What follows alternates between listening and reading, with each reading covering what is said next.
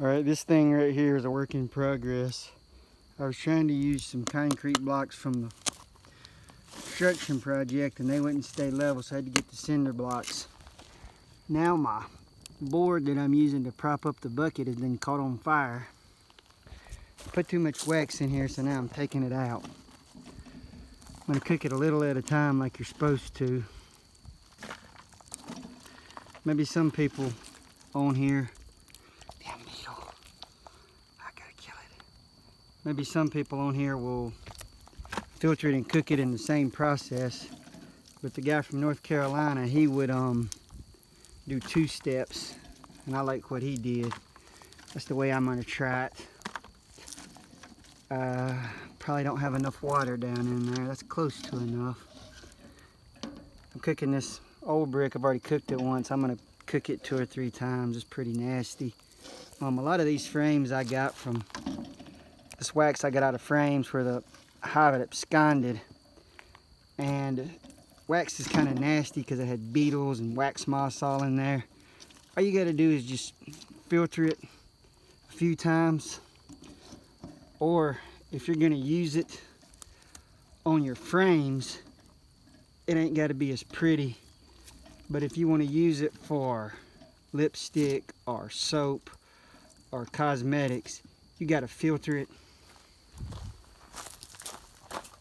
You can filter it through one of these things. You can get a filter out of your kitchen, or some of these yahoos will use pantyhose to filter it. I'm still kind of working on this process.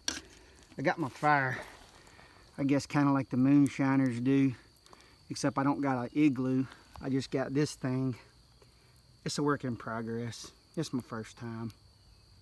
I'm doing these short little 2-minute videos because I know people got short attention spans, and the other people on YouTube already do the long videos and they do it better than me. So I'm just going to do this 2-minute, 3-minute, 50-second videos.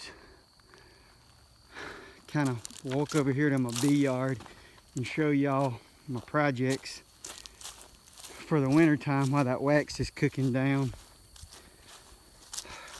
Out here, this is what I call the horse pasture. I don't have horses no more, but I used to. I planted this in red clover for the bees. They do really well out here. I'm breaking all kind of records out here with my honey. I did have about 6 hives I was pulling honey from, 2 of them absconded. I got over 50 gallons of honey off of this little bee yard right here. I'm having some trouble with the beetles, so I'm thinking about putting some red mats up under these things from like your cheap little swimming pools you get from China. I'm gonna throw some red mats under these, try to help with the beetles. Some of the folks use rock salt. Some folks use rubber mats. You use anything you can to control the beetles. I've been putting some of my hives in the city on grass like that, and the beetles just eat us alive. If you try to put your bees on grass like this, you got to really watch out. Some of your beekeepers that have been doing it for 15 or 20 years, they talk about how in nature the bees will be up there 12, 15 feet. This hive right here I got, it was a swarm.